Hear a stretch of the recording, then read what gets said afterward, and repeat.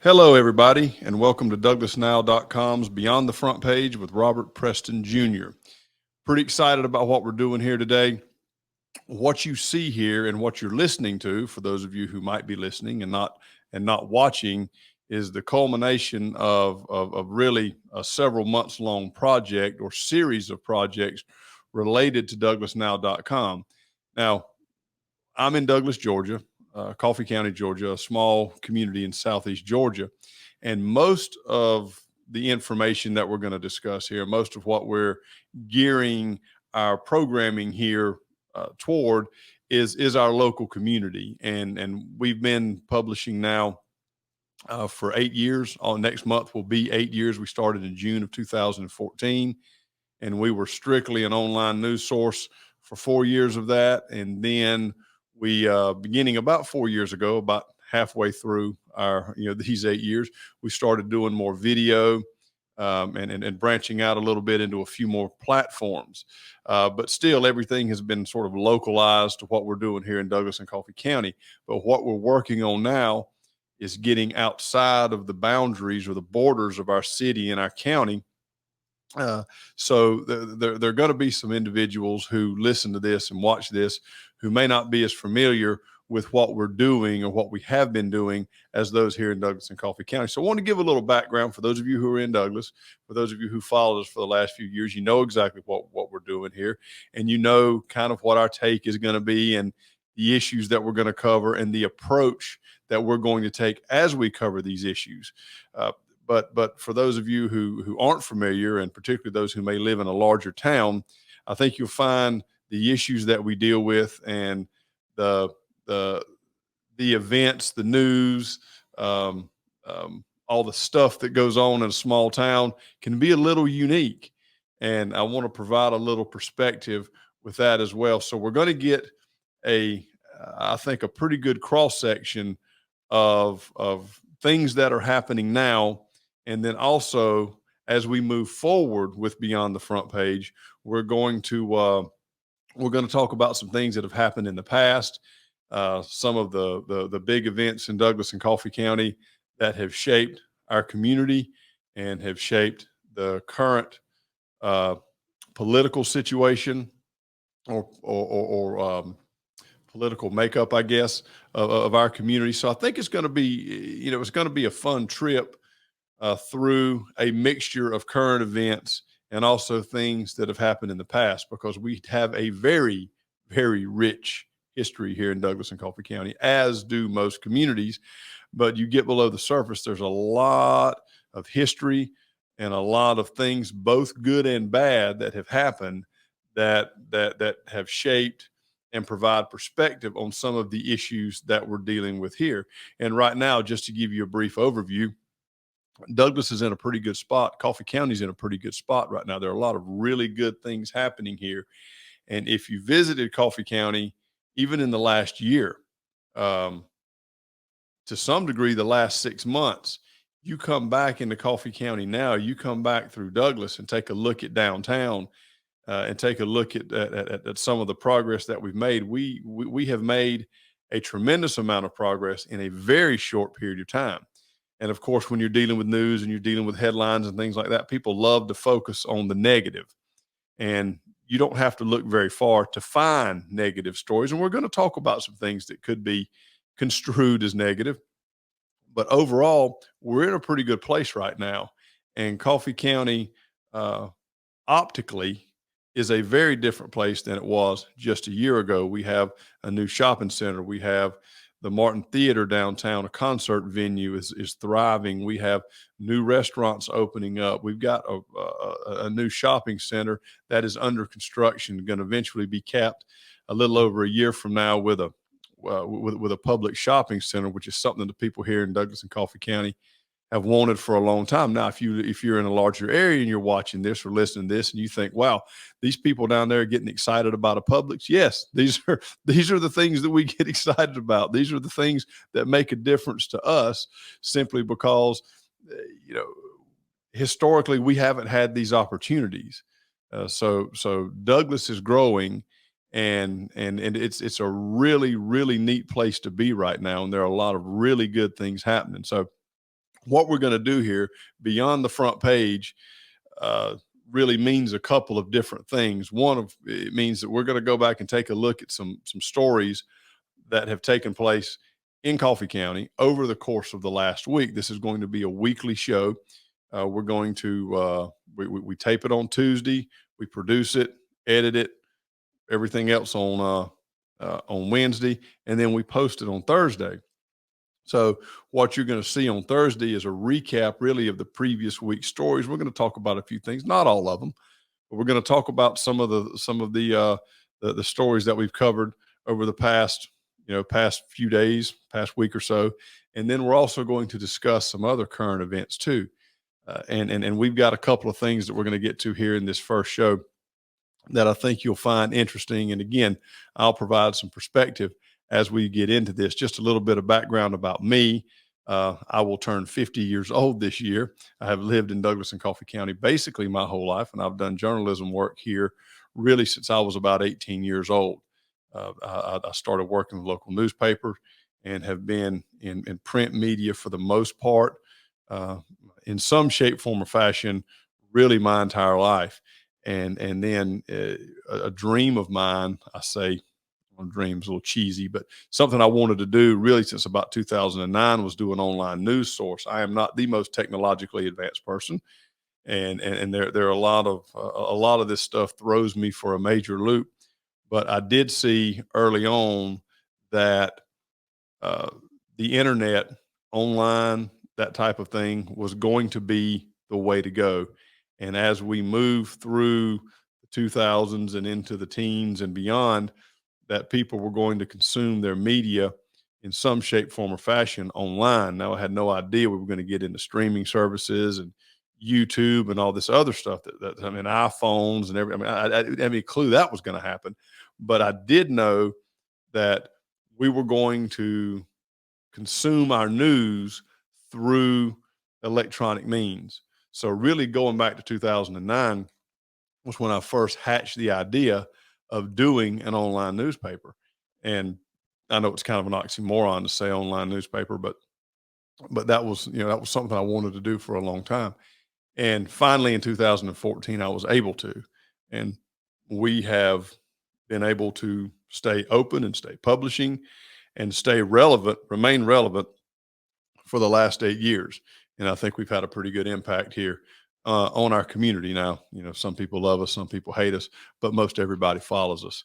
And that's what we want to continue to do. I mean, I covered news the same way that I covered news in 1995 when I had a legal pad, a big, gigantic tape recorder, and I carried a camera with me over my shoulder. I've got my phone here, and the things that I can do with my phone used to require 5 people and a satellite truck. So, and to some degree, if I'm honest, I've struggled to keep up with where technology is going. But what we're trying to do now with Douglas Now and with Beyond the Front Page and with a few other projects that we're going to have as we move through the rest of 2022, I think we're going to embrace some of that, and we're going to change with the times, if you will. So as we move into our inaugural edition of Beyond the Front Page, what's happening in Douglas and Coffee County right now? Well, I think the biggest story of the week is that early voting is going on. For those of us in Georgia, we have an election. It's not just Georgia; it's other areas as well. But we have an election this month. May 24th is the primary, and we have some state races on there as well. And we're not going to really break the state races down. There are larger news outlets, larger media outlets that do a better job of discussing these types of issues and breaking these candidates down and their platforms down than I do. It's a little bit above my pay grade, and I tend to be a little more elementary, shall we say, in what I look for. I don't necessarily go straight down party lines, but I am pretty, I'm right of center, and I typically stay there pretty well. So when we're getting into the major state races, I sort of stay out of those. but I do want to discuss briefly what we're looking at here with our local races, because in Coffee County, the county seat is Douglas, the city of Douglas, but we also have three other incorporated areas in Coffee County, and they have a couple of those, or at least one of those has an election as well, and those are the cities of Broxton, Ambrose, and Nichols. So there's a Broxton has a race or two going on up there as well, in addition to what we have happening in the city. But early voting began yesterday, and again, this is one of those things that, I don't know, the narrative gets skewed, and it's one of those things when people continue to repeat the same thing over and over, you begin to believe it out after a period of time, and you really need to. This is my wish with everything, is that people would sit back and think critically about what's going on, what they're repeating, and how they're consuming. And I say consuming, how we're consuming information. And you'll hear me say this a lot with regard to social media, because again, social media is a big component of what we do. But uh, social media tends to insulate us, and it tends to put us in our own little echo chambers. And at what it does in many cases is it reinforces what we believe, while we've never had a greater opportunity for discourse, while we've never had a greater opportunity to discuss with a larger audience, um, differing viewpoints, um, um, you know, interact with those on the other side of the aisle. uh, we've never been able to deal with a greater cross section of people than we can right now. And yet, in spite of that, in spite of those resources, a lot of times what we hear and what we're exposed to are those things, those ideas, those platforms that we adhere to, those that simply reinforce what we already believe. So again, we get insulated to what happens outside sometimes, and that that that bothers me a little bit. I wish that we were more open to discussing the you know the various philosophies that are out there, because again, I think that we don't necessarily have to change our mind, but it helps us understand our position better when we know what others believe, and not so much what they believe or what they support, but why they support it. At the end of the day, we all want the same thing. We all want, uh, we want to be able to support our families. We want to be able to enjoy ourselves. We want to be able to make money, and we want to be able to enjoy that money. And then we start getting into economic issues. Now that really is above my pay grade, and I don't spend a lot of time trying to break those down, because I don't really understand economics much past the ninth grade. But I can tell you this, that there are some things that I learned in the ninth grade, that when I look at what's happening in our country overall, and I look at some of the economic decisions that have been made and some of the economic directions that we are headed into, I sit there and think, you know what? Uh, I learned in the 10th grade that this wouldn't work. It wouldn't work in the 10th grade in our class project, and it's not going to work when you're dealing with a country the size of the United States. It's just not going to work. And I think we're seeing that. All right. There's some, I think, some troubling signs ahead. But nonetheless, uh we have an election going on, and elections are fun. Elections are always big. They always provide headlines. They always provide stories. And, the elections, I always enjoy election day. And I admire people who run for office. I admire people who are willing to go one on one in the public's eye. If you win, I don't think, as I look at the various types of contests that there are, I don't think that there's a greater there would be a greater thrill of victory than to win an election, or a more crushing defeat than to lose an election. And I admire those who are willing to put everything out there on the line in the public discourse and win or lose in front of everybody. And we've got some pretty interesting races shaping up here in Douglas and Coffee County. The first one on the ballot is the District 1 Board of Education seat. And again, this is the Board of Education, is a county-wide board. It's not a city-wide board. It's county-wide. And District 1 is a city district. Leola Johnson is the incumbent. Now, Miss Johnson served after Ronnie Johnson, no relation, passed away several years ago. She ran for that seat when that term expired and lost to Tanya Wilkerson. So Tanya had been the incumbent for several years, and late last year, I believe it was in December, Tanya, who had been battling cancer, succumbed to the disease.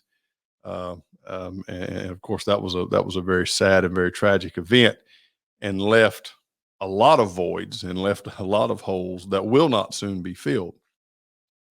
But it did leave District 1 without representation on the Board of Education. Well, the school board wanted to go ahead and appoint someone to that seat, and it was just a few months before the election would be held anyway. But instead of waiting until May to fill that seat, the reason the school board wanted to go ahead and appoint someone is because the budget process takes place in late winter, early spring. And the board felt like it was important for District 1 to have representation during the budget process. So a lot of people ask questions, why are we appointing somebody in January, February, when we're just going to turn around in a couple of months and have an election, particularly getting toward the end of the school year? Well, the answer was, wanted to make sure that as the budget process unfolded, that District 1 had representation. So the board appointed Miss Johnson once again, and there was consensus within that district to appoint Miss Johnson. So they appointed her once again, and there was a question that when May got here, would she run or not? And she did decide to run. So she is the incumbent, but she's the incumbent by appointment. Okay, she was not elected, but she was appointed for the second time after the sitting board member of District 1 passed away. She faces opposition from local businessman and Pastor Michael Newton. So that's the only Board of Education seat on the ticket. District 1, incumbent Leola Johnson running against my challenger Michael Newton. Now, County Commission has a contested election, and that is County Commission District 3 incumbent A.J. Dovers, who is the County Commission chairman this year. Chairman A.J. Dovers faces opposition from Mike Kubek. Now, both of these are running as Republicans, I do believe.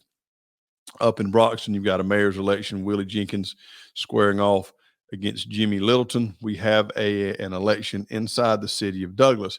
Now, this is to replace Bob Moore, who was the city commissioner in Ward 6. Now, if you're familiar with Douglas and familiar with the events of the last year or two, Mr. Moore, a longtime city commissioner, decades on the commission, served very well, served very ably in his capacity. But Mr. Moore has gotten on up in years, and his health began failing, and he was unable to continue to fulfill his duties as city commissioner. So Mr. Moore retired several months ago. Actually, it was last year, late last year. Mr. Moore retired, and what the city decided to do was to hold off and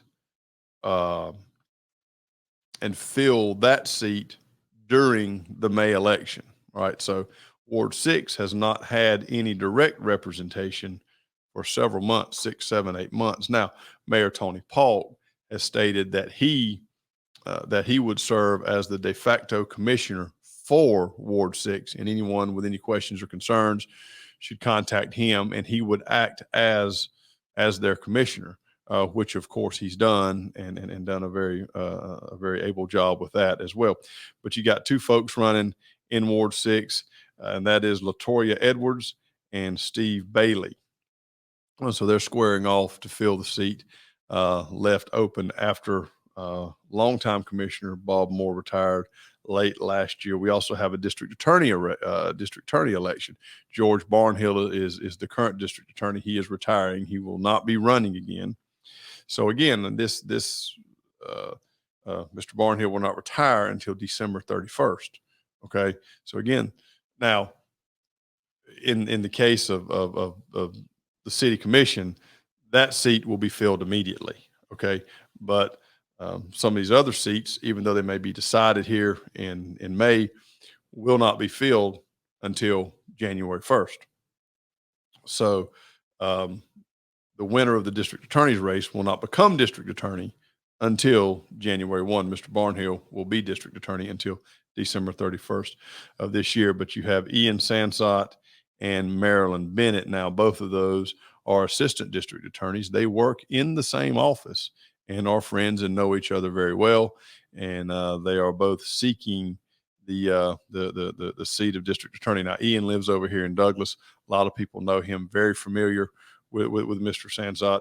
Marilyn Bennett, she is from the Waycross side of the district. And of course, the two major communities in the Waycross Judicial Circuit are Waycross and Douglas, Ware County and Coffee County. And then you have several other communities in there as well. It goes down to Charlton County, uh, Bacon County, Pierce County, Brantley County, maybe. Is that them? I think that's Coffee, Pierce, Brantley, Bacon, Charlton. I think that's and Ware. I think that's it. Is that those are the counties in there. So whoever wins Coffee County in that particular race does not necessarily win the election. All right. And if it's close in Coffee County and close in Ware County, then the outlying counties in the district could prove to be the pivotal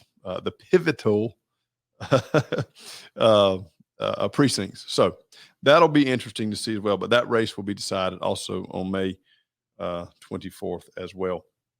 And then outside of that, you've got several state races, and we're really not going to break those down. But go vote, all right? And you have every opportunity to go vote.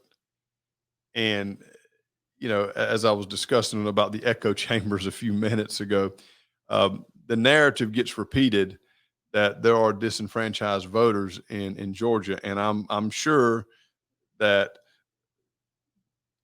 you don't want to make a sweeping statement and say there are no disenfranchised voters in the state of Georgia, but I do know that Georgia is one of the most accessible states in the country with regard to access to ballots and with regard to access to voting. Okay.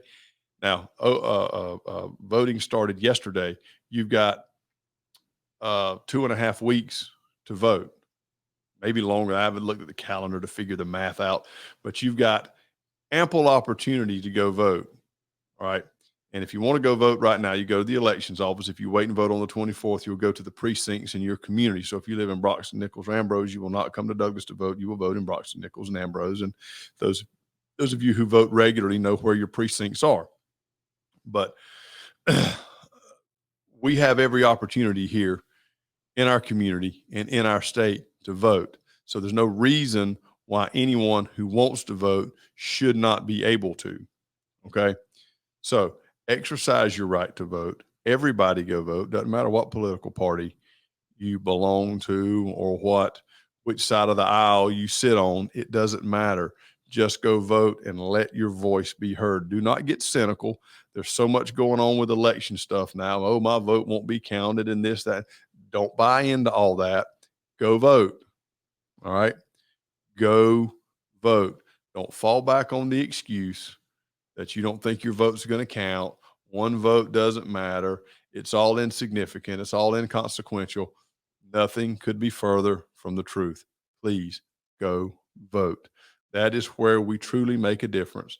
That is where, that is what separates the United States from a lot of other countries. Okay. It is truly a privilege, one that we take for granted, one that we don't understand, one that we don't give enough enough priority to. But the peaceful exchange of power that we have here at all levels of government is in many ways unique. And I think that I think it's the most important thing we can do. So go vote. If you want to vote and you are a registered voter, you will be able to vote and your vote will count. So please go vote. Let's shift gears a little bit and talk about a few of the top stories over the last week. We've had three really big stories, and I'll start with the most benign and then work to the most controversial, if you will. And we're going to try to handle these things. We're not going to try. We're going to handle these things objectively and with the seriousness that they require or that they demand. But the first story is actually a really good story, and this is one of those things people ask about negative stories and why we publish negative stories, and I always tell people we publish a lot of positive stories. We really do. It's just that people don't read them, and you can see it. Incredible stories, people doing incredible things here in Coffee County, young and old alike, and those stories just don't gain the traction that something negative does. And I don't like that. I mean, I really don't. People always make comments and accuse us of just stirring up trouble, and you like printing negative stuff and you're trying to get comments and get clicks and things like that. And that's not the case. We're going to cover the positive and the negative, but most people pay attention to the negative and kind of let the positive go. We had a really positive story that we published last week. It's still up on the Douglas Now website. Again, you can access that at DouglasNow.com. And it's also on the Douglas Now Facebook page.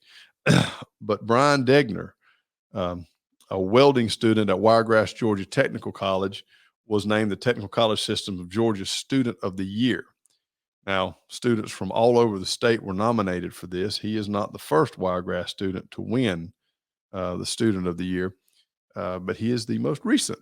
And it's a really, really incredible honor, both for him, for the institution, and for our community. Again, these are the kinds of stories we want out there. When people talk about Douglas and Coffee County, we want them to say, oh, yeah, Student of the Year, Wiregrass, he was from Coffee County. He got a new car for that. He won a new car. I say won, was given a new car because he was named Student of the Year. And there's a picture. The picture that we have on the website and on the Facebook page is of him sitting in a new car. So that's pretty cool. But congratulations, Ryan, and congratulations to everybody who was nominated. And of course, we have to say this, and it sounds cheesy, but it's true. If you were nominated, you were one of the best of the best. And unfortunately, only one person can win. And too many times we celebrate that one person and don't really give the other nominees the attention that they deserve. But everybody on that list, just phenomenal students. And it's kind of interesting with where technical college and vocational training is going. It really is that really is a pathway to success. And I'm a little bit envious of people who are able to weld and do things like that. I have a hard time changing a light bulb. And I look at my dad sometimes and just think, you know what? Thanks, Dad. Thanks for nothing. Everybody else built stuff with their dads and worked on cars and things like that. And Dad just taught me how to look up uh, carpenters and mechanics and electricians and plumbers in the phone book. That was the skill I got. And I am truly, truly envious as I look back now at individuals who are good with their hands and who can perform tasks like this. Um, these are truly skilled, truly talented individuals who run our country and run our community, run our state. And that's the truth. When we tend to put attention and focus on uh, on our politicians, our government leaders, celebrities, athletes, and listen, those are fun people to follow, and they have a job that they do, and they're very good at it, and we depend on them. But those who truly drive our country and drive our communities are the individuals who get up and go to work every day. We don't know their names. We don't see their faces. They're the ones who deliver our materials, who we call when we have a stopped up toilet or when our power goes out. Uh, these are the individuals who truly, truly make a difference, and we don't recognize them enough. And I am, for one, stand in awe of our contractors and our mechanics, um, and our carpenters and folks like that, because I'm an idiot when it comes to stuff like that. I can't do any of it. I am amazed by what they're able to do. So, Ryan, everyone who was nominated, congratulations, good job. We look forward to seeing even more good news from you guys out of the future. A bad story, and again, we put it up, and it got a tremendous amount of attention, tremendous amount um, uh, of comments, and the thing about a small town is that everybody knows everybody. And when we say everybody knows it. Not everybody likes everybody, but everybody knows everybody. And a lot of people are related to each other. So when we put stories up, we sort of have to wade through that. And when you look at the comments, you may not know it as you read through some of the pages, but some of these folks were commenting, good and bad, are related to the individuals that we're talking about. And I do it is not lost on me the innocent people who are affected by what's in the headlines. The parents, the grandparents, the children, the nieces, the nephews, the friends, the bosses, the businesses.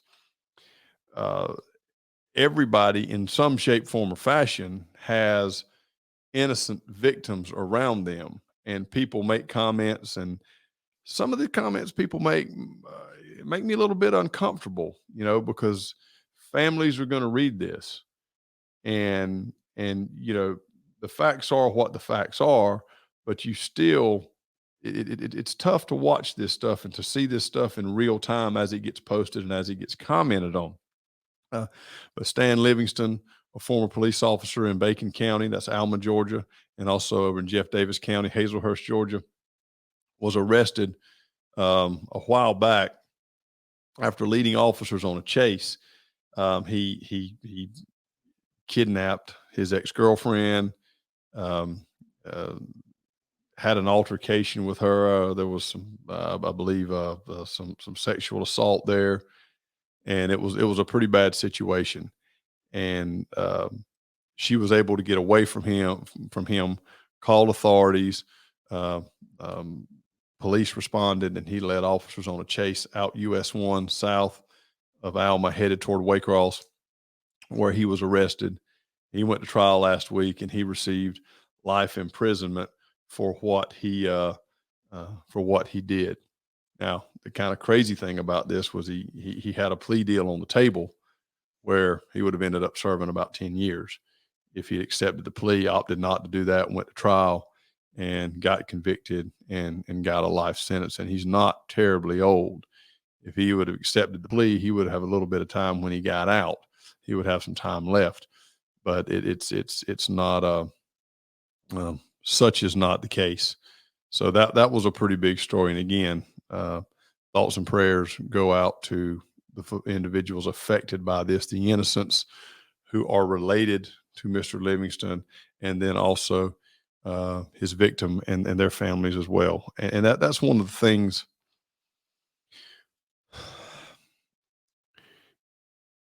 In a small community, sometimes we forget about the victims, and we tend to focus more on the individuals who are arrested, those who are charged with crimes, and less about the victims themselves. And that's one thing that I've watched over the years here. And people can be very sympathetic towards those who are accused of crimes at the expense of the victims. And I think that's one thing that we never lose sight of when we're talking about individuals who are arrested. We're going to be talking about some court cases. And I'm going to get to this in just a few minutes. We're going to touch on it briefly, but jury selection started this week in the Tarah Grinstead trial over in Irwin County, over in Osceola, just a few miles west of us. And we tend to talk about these types of issues and these uh, and the players who are going to trial and the legal maneuvering, and we're going to do that to some degree. But you never want to forget about Tara.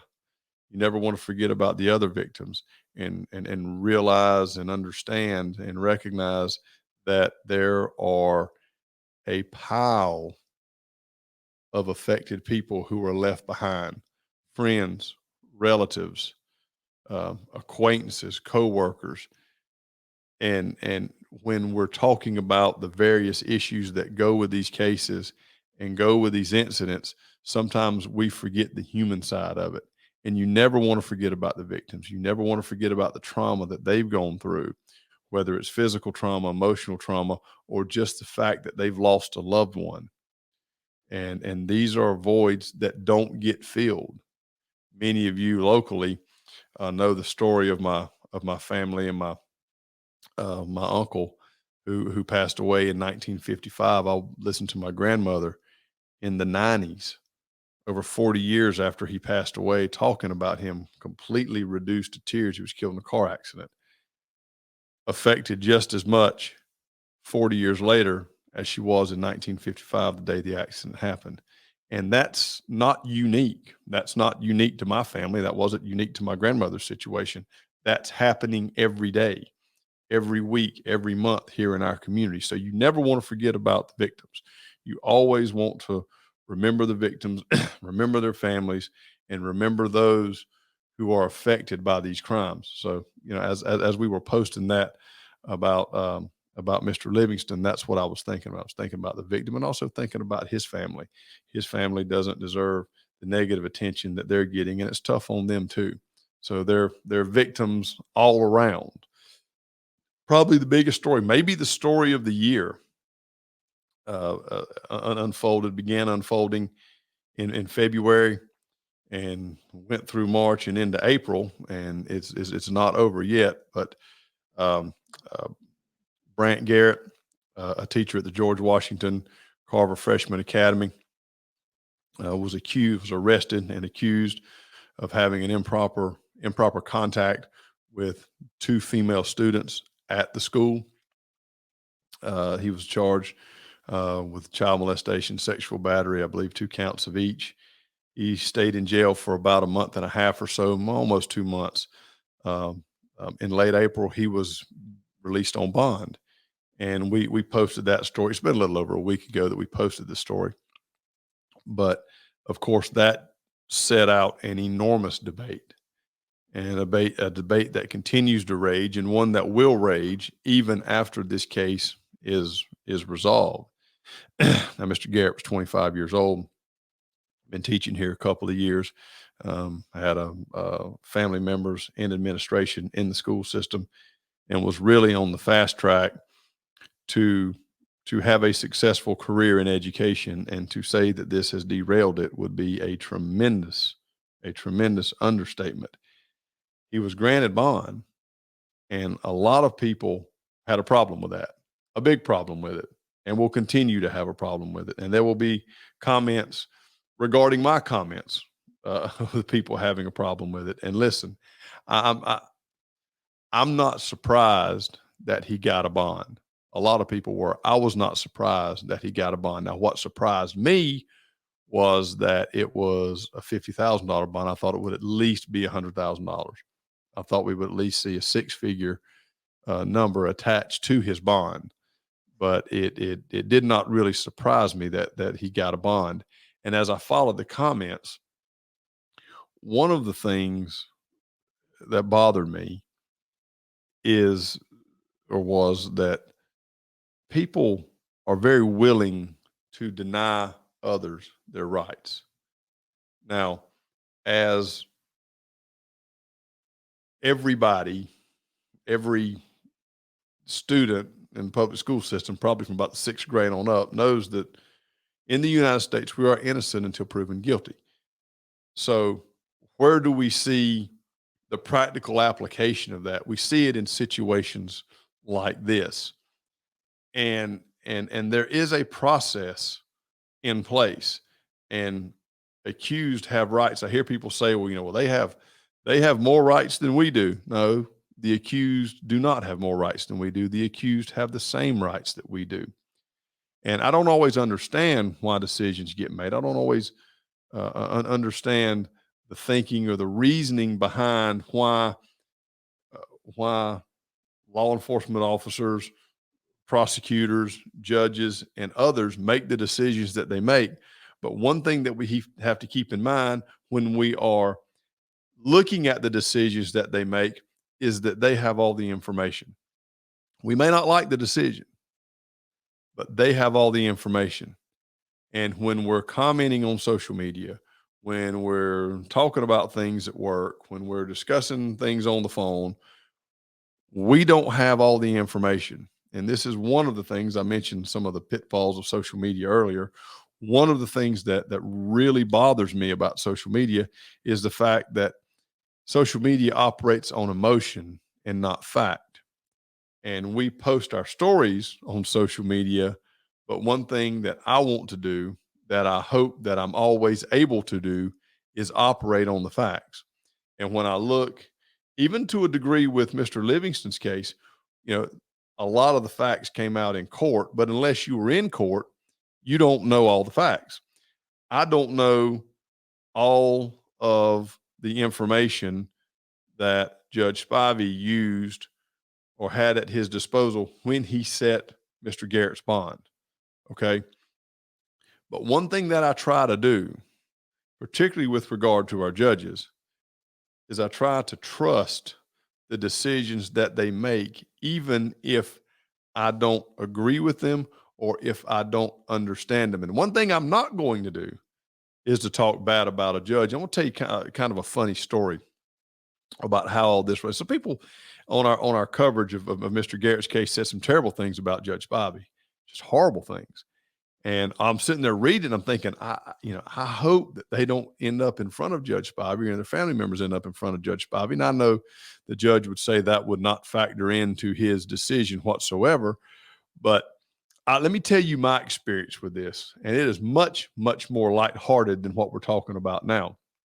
Way back when in 2005, we had a pretty high profile court case here in Douglas and Coffee County. And I wanted to get cameras in the courtroom. And I say cameras, still cameras, take pictures. Well, in order to get pictures in the courtroom or cameras in the courtroom, in order to take pictures, I had to file, a petition and all that. So I filed a petition. Well, Mike Boggs was a Superior Court judge here at the time. Now, Judge Boggs currently sits on the Georgia Supreme Court. He is an associate justice with the Supreme Court. And Judge Boggs was always different. You could tell that he was headed somewhere. He would not remain a Superior Court judge for the rest of his career. He was very young. He had gotten to his position quickly, and he was not going to stay a Superior Court judge. He was very ambitious and had other goals.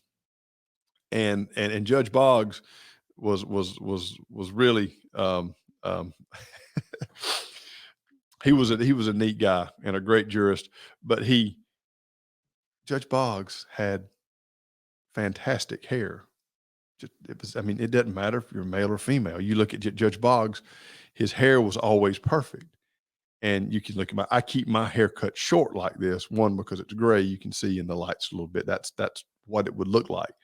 But I have terrible hair. So instead of trying to deal with my hair, I just cut it off. I just shave it. And some of you will be listening to this and not watching it. Just take my word for it. I have horrible hair. So I keep my hair cut short. And, we were doing some different media work back around 2005, 2006, when this case came up. And we made some comments, lighthearted comments about Judge Boggs's hair. Well, we filed a petition to get a camera in the courtroom for this particular case.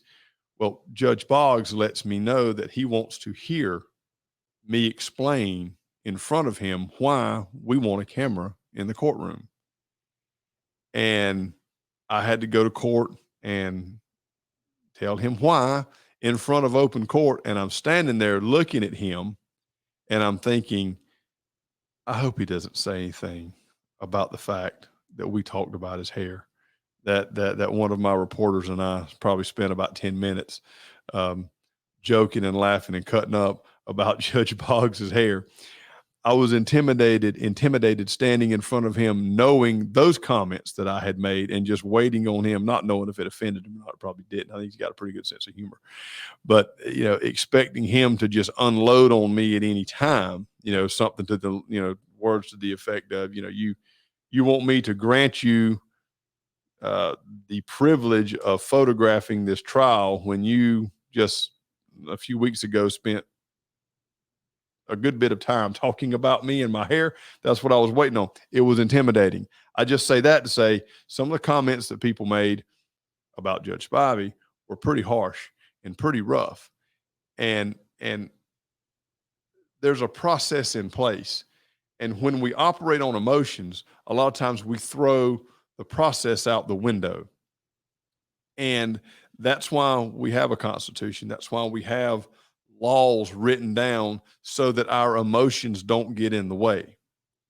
And whether no matter how you feel about what someone is accused of doing, they have due process. They have the rights and opportunities afforded to all of us. And again, a lot of people are going to disagree with the bond, and that's fine. You don't have to agree with it. But what I want people to think about and people to understand and people to realize is it's a part of a larger system that guarantees fairness as much as possible. And I was talking about the victims earlier, and our system does attempt, and I think does as good a job as you can do balancing the rights of the victims and the rights of the accused, because sometimes they seem to be in opposition to each other, and it's a delicate balance, and it's not an easy thing to do. But that story took off and ran, and probably been the biggest story of the year, at least the biggest story of the last 2-3 months. And there's a lot of directions to go with it. But again, what bothers me is how quickly people are willing to give up the rights of others when their emotions get involved. And it's not easy. It's not easy to keep your emotions in check when you're dealing with these kinds of issues. It's not. It's really not. But again, one of the cliches, and I hate cliches, but one of the cliches that you hear is trust the process. So this is one of those times when you have to trust the process and understand that the judge made his decision based on information that we don't have. And some people might be sitting there thinking, well, it doesn't matter what information I have, I'm not going to change my mind. Well, you don't know. When we hear stories like this, we're hearing one side. We're hearing one side. And I don't know what the other side is. Okay. I didn't hear it. I wasn't there. But there have been plenty of times when I have heard people explain to me their side of a story, and I think, oh, that makes perfect sense. And then I listen to the other side and say, well, wait a minute, there's some things over here that don't quite add up. So again, I'm not saying that happened here in this case, but what I am saying is that we, and I can say this, that we didn't have all the information. We don't have all the information, and Judge Spivey did. And it's one of those things where even if we don't understand it, even if we don't like it, that's a part of what makes our legal system different than others. So again, I think it's one of those things that we have to trust, and we have to put some faith in those who we have elected to make these decisions, to make the right decisions. Again, we're not always going to agree, but these are We trust these individuals, and I think Judge Spivey's a pretty good jurist. Here, as we wrap up, one last thing I want to mention. I talked about this earlier, was the Tarah Grinstead case. That trial is getting underway over in Irwin County, about 25 or 30 miles west of us. If you don't know anything about the Grinstead case, just look it up. Just look up Tarah Grinstead, and you can read for days and days and days. I've been getting some questions about it, exactly where it is and what's going on. Somebody sent me a message today. Do we have any news out of Ocilla regarding the Grinstead case? And most of the time, our trials around here are pretty short. A couple days, you have a day of jury selection, a couple days of testimony, usually have a verdict by Thursday if everything starts on Monday. We're looking at about a week and a half of jury selection. That's what people are expecting. The experts are expecting, taking about a week and a half to select the jury, and then goodness knows how long it's going to be before you can get through all the testimony and all the witnesses. We're looking at weeks and weeks and weeks of trial before we have a verdict. But that started yesterday. Well, this will be out on Thursday. On Monday, jury selection started. It's going to go on into next week, and then we'll get started with some testimony. So as we go through the next several episodes of Beyond the Front Page, we'll talk a lot about the Grinstead case, but sort of the center of the news universe in Georgia is going to be right here in Southeast Georgia, in Irwin County, in little bitty Ocilla, and we'll be there talking about it as well. Thank you guys for watching and listening. We appreciate it very much. We'll see you next time.